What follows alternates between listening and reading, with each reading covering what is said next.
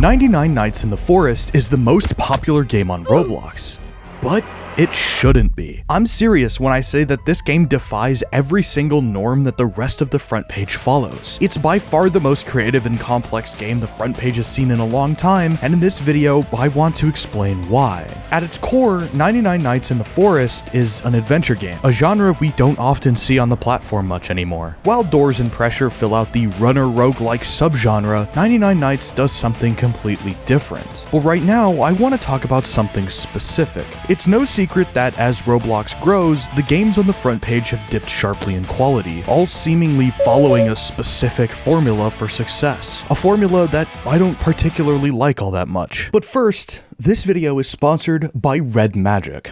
As you know by now, I'm what's known as a true hardcore professional gamer, so when REDMAGIC reached out to me offering to send over their brand new gaming smartphone, I happily obliged. This is the REDMAGIC 11 Pro, and it's one of the most insanely over-engineered phones I've ever used. This thing is an absolute beast for gaming, complete with a stunning AMOLED display at 144 Hz, making games look extremely smooth. Thankfully, they have the power to back up a display like that with up to 24 gigabytes of RAM, so you won't have to worry about frame drops while playing. Just look at this incredible gameplay to see what I mean.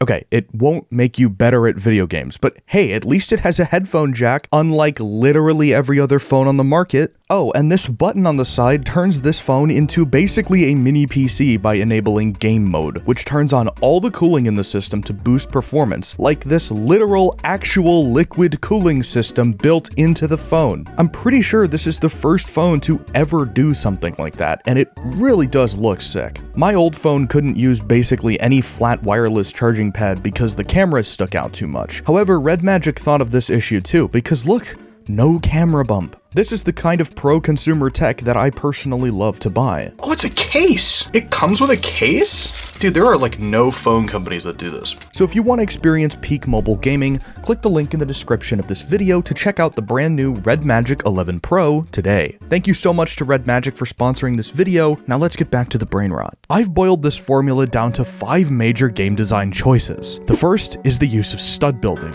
or as the community has popularized, retro slop, emulating the quote-unquote old Roblox style by using this specific kind of brick. The second is the use of admin abuse, the newest player count hack that all the popular games are doing these days. It's gotten to the point where the front page can often look like this every Friday night. The third, and arguably most damaging, is the use of gacha systems and Robux gambling, wasting your hard-earned currency on the chance to win something huge. The fourth is called FOMO, or the fear of missing out. I've mentioned FOMO multiple times before on this channel, and it becomes exponentially more potent when combined with the previous 3. And the final one is something I like to call artificial replayability. Nothing in these games ever really change, at least not in any meaningful way. Instead, choosing to trick you, the player, into thinking it has. Knowing these 5 game design choices, let's talk about how 99 Nights in the Forest manages to not only be more enjoyable, but more successful than every other game on the front page without using a single one of these strategies. First up is stud building. Take Steal a Brain Rot, for example. Every single inch of this game is covered in studs. Everything from the bases to the map to even the Brain Rot characters themselves. All are built with simple studio parts and enough studs to feed a small village. On the surface, no pun intended, stud building seems completely harmless. It wasn't long ago that people born 8 years ago were longing for the Roblox of 18 years ago. But now, especially after games like Grow a Garden and the aforementioned Steal a Brain Rot blew up, Roblox has been suffering from what I like to call stud fatigue. The fact that retro slop is even a term in the average Robloxian's vocabulary is surprising at the least and terrifying at the most. While many front page games abuse the stud style because it's easy to crank out in a weekend, 99 Nights decided not to. Instead, going for a much more 2014 to 2017 style of map building. They use Roblox's stock textures and everything still looks very blocky, but the main thing to take away here is effort. You could immediately tell that the developers of 99 Nights put a lot of thought and care into their builds. While seemingly every other stud game would blow out your screen with the most oversaturated green screen colors I've ever seen, 99 Nights is a far more muted color palette. Being a horror game inherently limits the options 99 Nights has for its visual style. The gray, muted, foggy days and the pitch black nights are much more thematically accurate and serve the gameplay loop better than if they made the forest look like this instead.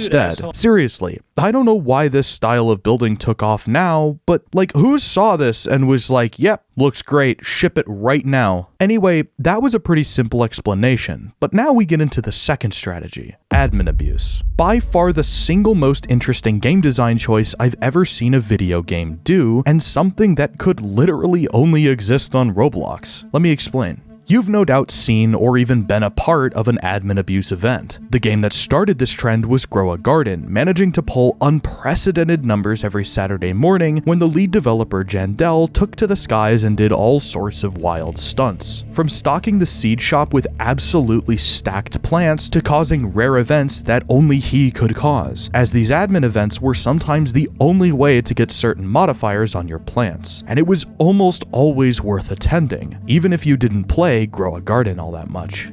But 99 Nights doesn't do this. Why? Well, simply put, it doesn't need to. Instead of wasting time doing some bizarre admin abuse spectacle, the developers of 99 Nights know that the core gameplay loop they have created is more than engaging enough for anyone to hop in. To finish a quote-unquote run of 99 Nights requires you to literally stay 99 nights in the forest. While there are ways to make the days go faster, with the main method being saving the 4 missing kids, those 99 nights start to add up the longer you take to save them. This is an organic progression. For games like Steal a Brainrot, the developers constantly need to coax the player base into returning to the game by hosting these admin abuse sessions. Because these games have no inherent replayability, the devs basically have to bribe their audience with the often fulfilled promise of rare loot. But 99 Nights doesn't need to do this, because it's already a fundamentally enjoyable experience.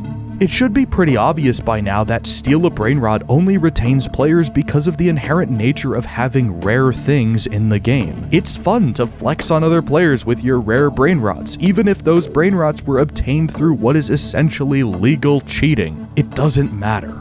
And for Grow a Garden, you can directly see the results of each admin abuse session plastered all over your garden, whether it was an abundance of what is typically an extremely rare plant to an absurd amount of special modifiers on each and every one. Growing a garden, while satisfying, isn't nearly as fun as getting free stuff. But now we have to move on to what I consider to be the most insidious design choice these front page games use. One that I have been fighting tooth and nail against since the very inception of my YouTube channel: gambling. Specifically, Robux gambling. While I have generally warmed up to the concept of gacha systems in video games, what I cannot and will not ever approve of is Robux gambling. Before, the most shameless example of this practice was Pet Simulator 99, whose Robux gambling was, at a point, basically required to progress the game any further. PS99 lacked the same organic progression that modern games like Steal a Brainrot and Grow a Garden also lack. However, Pet Simulator 99 was even more abusive to its players than these new Brainrot games are. Pet Simulator took the rotating special Robux shop and turned it up about 900 more notches than it ever should have been turned, complete with pricing for eggs so ridiculous it would make Do Big Studios blush. Every single week, a new event would pop up with a whole new batch of loot boxes to buy, all with disturbingly low chances of getting anything worthwhile. Pet Simulator 99 paved the way for games like Grow a Garden to follow, as the same predatory loot boxes now exist there too, disguised as exotic seed packs, complete with the same abysmal chance to acquire anything of value. But then we look at 99 Nights. whose only real luck-based systems are the gameplay elements like axes, sacks, and weapons for you to find throughout a run, as well as the rotating class shop that resets every now and then with new classes to buy, complete with prices that, I might add, are reasonable and only requiring in-game currency you can win without spending Robux. And for the few RNG mechanics that 99 Nights has, they feel infinitely more satisfying and worthwhile than any games that came before it. The anticipation of opening a rare chest holding the possibility of a game-breaking weapon like the tactical shotgun is a perfect example of this. You never know what loot you'll find in the forest, and it's up to you, the player, to decide how you go about taking advantage of that loot. Sack upgrades dramatically change your playstyle from that of a scared little camper just trying to upgrade his fire to a straight-up convoy who can pack as many oil barrels, washing machines, and human corpses as they could possibly carry. 99 Nights' RNG mechanics are by far the most honest and appropriate use of the system out of any front-page Roblox game. There's no giant flashing button begging you to open your wallet, there's no plead with the player to stay on the game just a little bit longer when they press escape on their keyboard. Diegetically, it makes perfect sense. The forest is obviously supernatural, what with the killer animals and cult roaming the woods at night. Of course, the loot found beneath the trees would be different every single time you play. It makes the RNG system that much less intrusive to the player because it's a system that makes sense within the world of the game.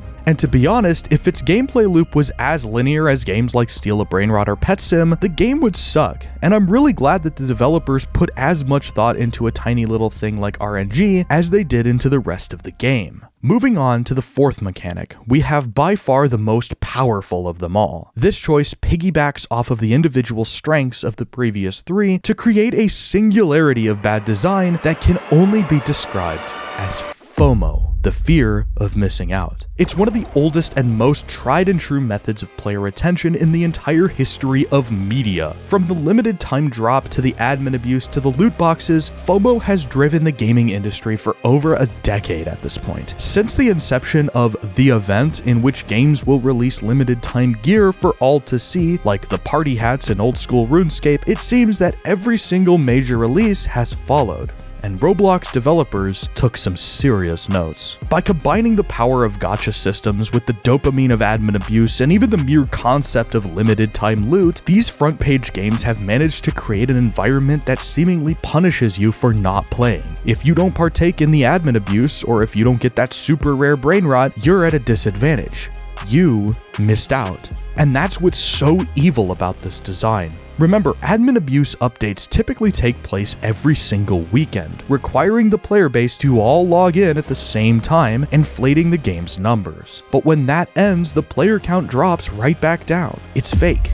It's artificial. But 99 Nights doesn't have FOMO. At least not in the sense that you're on an insane time limit to complete everything or get the rare thing of the week. While 99 Nights has events, they're a lot more laid back. The current one at the time of writing this being a trick-or-treat mechanic that gives the player special currency when they participate. But this isn't some fake-generated admin abuse nonsense or an overstimulated bargain with the player to be a part of it. It's actually a fun mechanic, and it fits well within the world of 99 Nights. By taking these candles to various houses dotted across the map, you can go trick-or-treating, with the NPC either giving you a trick or a treat, but all dropping that sweet, sweet candy. While most of your time playing the game will be spent looking for gear and rescuing the lost kids, the trick-or-treat mechanic is a fun little side quest that never once got boring. It ties directly into progression too. Along the way, I would always find a new landmark or new piece of gear that would make the trek all the more worth it in the end. This lack of FOMO makes 99 Nights feel like an even more honest gaming experience than it did before. While playing, I was trying to pinpoint exactly what made me want to make this video, and now I can confidently say it was this. For the first time in what felt like years, I was playing an incredibly popular Roblox game that didn't abuse FOMO to retain its player base. It was nice,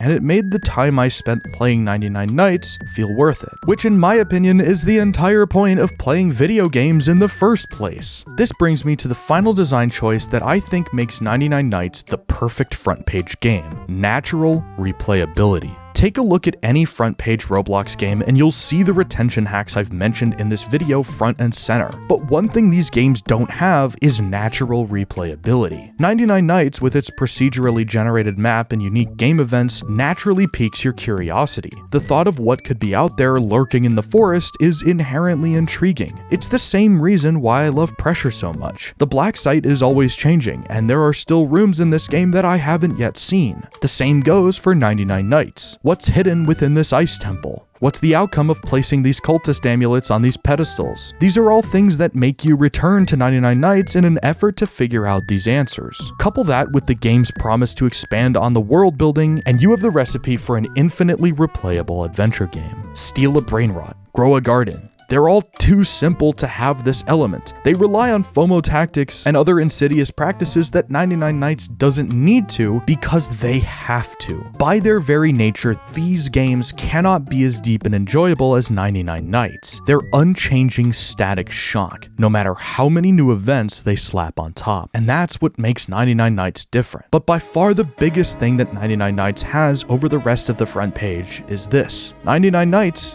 gives me hope for Roblox. It gives me hope that the front page won't be boring FOMO brain rot forever. They're games built on a trend that won't even be relevant next month. But 99 Nights, that's a game rightfully deserving of the title Experience. They've managed to take what is essentially a game about camping with the homies Blair Witch style and turned it into one of the most organically engaging games I've played on Roblox. So thanks for watching, and I'll see you all next time. Peace.